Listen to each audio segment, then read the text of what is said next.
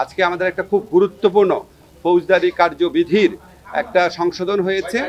আপনারা জানেন আমাদের সরকারের আমলে কিছু জিনিস নিয়ে আমরা নিজেরাই খুব বিব্রত, আমরা এগুলি অ্যাড্রেস করার চেষ্টা করি। তার মধ্যে একটা হচ্ছে ভুয়া এবং মিথ্যা মামলা করা, আরটা হচ্ছে মিথ্যা মামলা করে মানে মামলা ঘটনাটা হয়তো সত্যি কিন্তু অনেক ব্যক্তিকে সেই মামলায় আসামি করে আপনার এক ধরনের মামলা বাণিজ্য করা। তো সেটার থেকে পরিত্রাণ পাওয়ার জন্য আমরা বহুবার চিন্তা করেছি, বহু কিছু চিন্তা করেছি।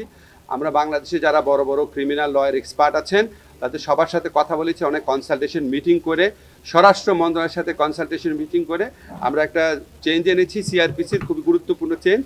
আমি সোজা করে বুঝায় বলি, এই চেঞ্জে বলা হয়েছে, আপনারা জানেন একটা মামলা যখন হয় হত্যা মামলা, এটা ইনভেস্টিগেশনে 2 বছর 3 বছর 4 বছর লাগে এবং এটার মধ্যে শত শত লোককে আসামি করা হয় এবং এখানে কিছু কিছু ক্ষেত্রে আপনার এক ধরনের মামলা বাণিজ্য থাকে।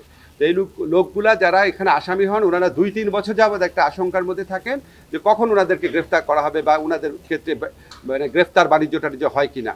সেটা থেকে পরিত্রাণ পাওয়ার জন্য আমরা একটা নতুন বিধান করেছি। সিআরপিসিতে 173A নতুন বিধান যুক্ত করা হয়েছে। এই নতুন বিধানে বলা হয়েছে পুলিশ কমিশনার, এসপি বা এসপি পদমর্যাদার কোনো জেলার এসপি পদমর্যাদার কোনো পুলিশ কর্মকর্তা উনার নিয়ন্ত্রণাধীন বা এখতিয়ারাধীন কোনো বিষয়ে বা কোনো মামলার বিষয়ে উনার যদি মনে হয় যে এটা করা যৌক্তিক, তাহলে উনি ইনভেস্টিগেশন যে অফিসার আছে সেই ইনভেস্টিগেশন অফিসারকে বলতে পারে যে তোমার মামলার তদন্তের ব্যাপারে একটা প্রিলিমিনারি প্রাথমিক রিপোর্ট দাও, তদন্ত করে এখন পর্যন্ত কী তথ্য পেয়েছো একটা প্রাথমিক রিপোর্ট দাও। সেই প্রাথমিক রিপোর্টটা যখন ইনভেস্টিগেশন অফিসার প্রিপেয়ার করবে, করার পর আমাদের যে এসপি সাহেব আছেন বা পুলিশ কমিশনার আছেন তারা ইনভেস্টিগেশন অফিসারকে বলবে এই প্রাথমিক রিপোর্ট বা প্রিলিমিনারি রিপোর্টটা ইনভেস্টিগেশন রিপোর্ট এটা ম্যাজিস্ট্রেটের কাছে জমা দাও। ম্যাজিস্ট্রেটের কাছে জমা দেওয়ার পর ম্যাজিস্ট্রেটের কাছে যদি মনে হয় যে এই মামলার মধ্যে 100 জন লোককে আসামি করা হয়েছে, তার মধ্যে 90 জনের ব্যাপারে কোনো অভিযোগই আসলে নাই, কোনো 90 জনের বিষয়ে কোনো সাক্ষী নাই, কোনো এভিডেন্স নাই, কোনো ইনসাফিসিয়েন্ট এভিডেন্স, যা এভিডেন্স আছে সেটা ধর্তব্যের মধ্যে না, তাহলে উনি সাথে সাথে প্রি ট্রায়াল স্টেজেই ওই মামলা থেকে ওই আসামিদেরকে যাদের বিষয় বা যাদের বিরুদ্ধে কোনো সাবস্ট্যান্টিভ বা সাফিসিয়েন্ট এভিডেন্স নাই তাদেরকে ওই মামলা থেকে মুক্ত করে দিতে পারবেন। তা আমরা আশা করছি এইটা যখন কার্যকর হবে, আশা করছি আমাদের পুলিশ প্রশাসন এবং আদালত প্রশাসন ওনারা একসাথে কাজ করে যেই সমস্ত মামলায় আপনার গ্রেফতার বাণিজ্য বা মামলা বাণিজ্য হচ্ছে, অসংখ্য লোককে আসামি করা হচ্ছে এবং যাদের বিরুদ্ধে প্রিলিমিনারি রিপোর্টে পুলিশের প্রাথমিক রিপোর্টে কোনো রকম এভিডেন্স পাওয়া যাবে না, তাদেরকে আদালত প্রাথমিক স্টেজে প্রি ট্রায়াল স্টেজে বিচার শুরু করার আগে ডিসচার্জ করে দিতে পারবেন। ডিসচার্জ করে দিলে ভুয়া মামলা বা মামলা বাণিজ্য থেকে অনেক লোক আশা করি রেহাই পাবেন। এবং এইটা মানে এটা না যে তদন্ত থেমে থাকবে, তদন্ত থেকে যাদের বিরুদ্ধে কোনো রকম সাবস্ট্যান্টিভ এভিডেন্স নাই তাদেরকে মুক্ত করে দেবেন, ডিসচার্জ করে দেবেন, বাকিদের বিষয়ে তদন্ত চলতে থাকবে। আবার তদন্ত চলাকালে পুলিশ যদি তদন্ত শেষ হওয়ার স্টেজে যদি দেখে, পূর্ণাঙ্গ তদন্ত রিপোর্ট যখন জমা দেবে, পুলিশ যদি দেখে যে না যাদেরকে ডিসচার্জ করা হয়েছিল তাদের কারো কারো বিরুদ্ধে আসলেই পরবর্তীকালে সাবস্ট্যান্টিভ সাফিসিয়েন্ট এভিডেন্স পাওয়া যাচ্ছে, তখন পুলিশ যে রিপোর্টটা আদালতে জমা দিবে, ইচ্ছা করলে ওনারা ওই ব্যক্তিদের নাম যাদের ব্যাপারে পরবর্তীকালে যথেষ্ট অভিযোগ পেয়েছেন তাদের নাম আবার ইনক্লুড করতে পারবেন। এই হচ্ছে আমাদের সংশোধনীটার বিষয়।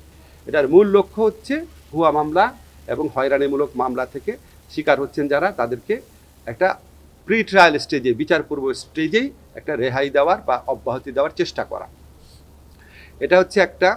আর সেকেন্ড, আজকে আরেকটা গুরুত্বপূর্ণ আইনগত অগ্রগতি হয়েছে, সেটা হচ্ছে আপনারা জানেন যে ইউএন OHCHR যে অফিসটা, UNOHCHR এর যে অফিসের প্রধান ওয়ালকার চুর্ক, উনি আমাদের দেশে সফর করেছিলেন।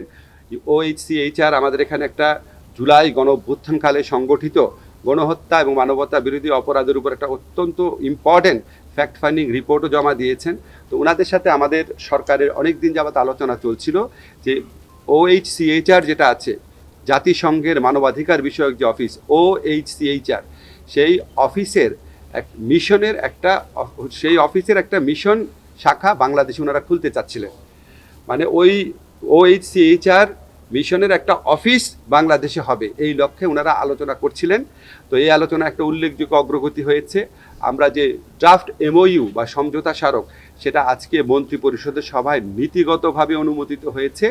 সেটা আমরা কয়েকজন উপদেষ্টারা মিলে আরেকটু পরীক্ষা করব, করার পর ফাইনাল যে টেক্সটটা সেটা আমরা OHCHR ভলকার তুর্কের কাছে সরাসরি পাঠাবো।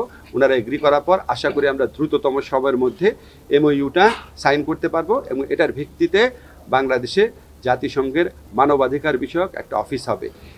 অফিসটা হবে প্রাথমিকভাবে 3 বছরের জন্য। এই 3 বছরের মধ্যে দ্বিতীয় বছরে যদি দুই পক্ষ মনে করে রিনিউ হওয়া দরকার তাহলে সেটা বিবেচনা করে দেখতে পারবে। আমরা আশা করি আগামীতে এবং আমাদের সরকার আমলেও যদি কোনো গুরুতর মানবাধিকার লঙ্ঘনের ঘটনা ঘটে, যে কোনো ক্ষেত্রেই ঘটে, তাহলে আমাদের যে মানবাধিকার বিষয়ক যে রাষ্ট্রীয় এজেন্সি অফিসগুলো আছে এটার পাশাপাশি OHCHR এর যে লোকাল অফিসটা হবে সেটা একটা গুরুত্বপূর্ণ ভূমিকা পালন করতে পারবে।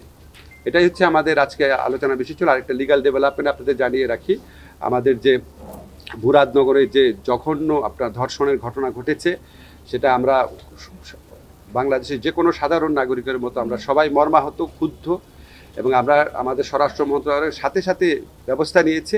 প্রধান আসামি সহ যারা এই ছবিগুলা ছড়িয়ে দেওয়ার কাজটা করেছে, অত্যন্ত দায়িত্বহীন অপরাধমূলক কাজটা করেছে, সবাইকে গ্রেফতার করা হয়েছে।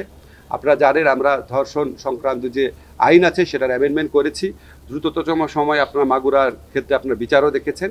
এটাও আমরা সর্বোচ্চ গুরুত্ব দিয়ে এই ঘটনার বিচার করব, এটা আমরা বদ্ধপরিকর। শুধু এটুকু জানালাম। CRPCটা তো আপনার অধ্যাদেশ আকারে নীতিগতভাবে চূড়ান্ত অনুমোদনই হয়ে গেছে। এখন আপনার চূড়ান্ত অনুমোদন হয়ে যাওয়ার পর আইন মন্ত্রণালয় যে লেজিসলেটিভ ড্রাফটিং যে উইং আছে সেখানে ভেটিংয়ের জন্য যায়। ভেটিংয়ের জন্য আপনার একদিন লাগবে, আমরা খুব দ্রুত কাজ করে দিই। আশা করি আগামীকাল গেজেট নোটিফিকেশন হয়ে যাবে। এটা তো আমরা ধরেন এটা পুলিশের অ্যাডমিনিস্ট্রেটিভ ব্যাপার, ওনারা যখন বসবে আমরা পুলিশ স্বরাষ্ট্র মন্ত্রণালয়কে এম্পাওয়ার করেছি। এম্পাওয়ার করার পর ওনারা সিদ্ধান্ত নেবে প্রশাসনিক সিদ্ধান্তের মাধ্যমে, যে আইনগতভাবে আমার কর্তৃত্ব আছে, আমি তোমার বললাম, ওনারা সিদ্ধান্ত নেবে। এটা 24 ঘন্টার মধ্যে দাও বা এটা 48 ঘন্টার মধ্যে দাও। এক একটা মামলা তো এক এক ধরনের না, আইনে উল্লেখ করার দরকার নাই, কারণ কোনো মামলা থাকতে পারে 500 আসামি, কোনো মামলা থাকতে পারে 50 জন আসামি। তো সেটা যে সুপারভাইজিং যে পুলিশ অফিসার আছেন, ধরেন SP আছেন, পুলিশ কমিশনার আছেন, ওনারা তো বুঝবে। আমরা ওনাদেরকে ক্ষমতায়িত করেছি, সরকার ওনাদেরকে ক্ষমতায়িত করেছে ভুয়া মামলা আর মামলা বাণিজ্য থেকে মানুষকে রেহাই দেওয়ার একটা সুযোগ করে দিয়েছে। এবং এটা ওনারা কিন্তু সিদ্ধান্ত দিবে না, সিদ্ধান্ত কিন্তু আদালত দিবে। ওনারা প্রাইমারি ইনভেস্টিগেশন রিপোর্টটা শুধু জমা দিবে।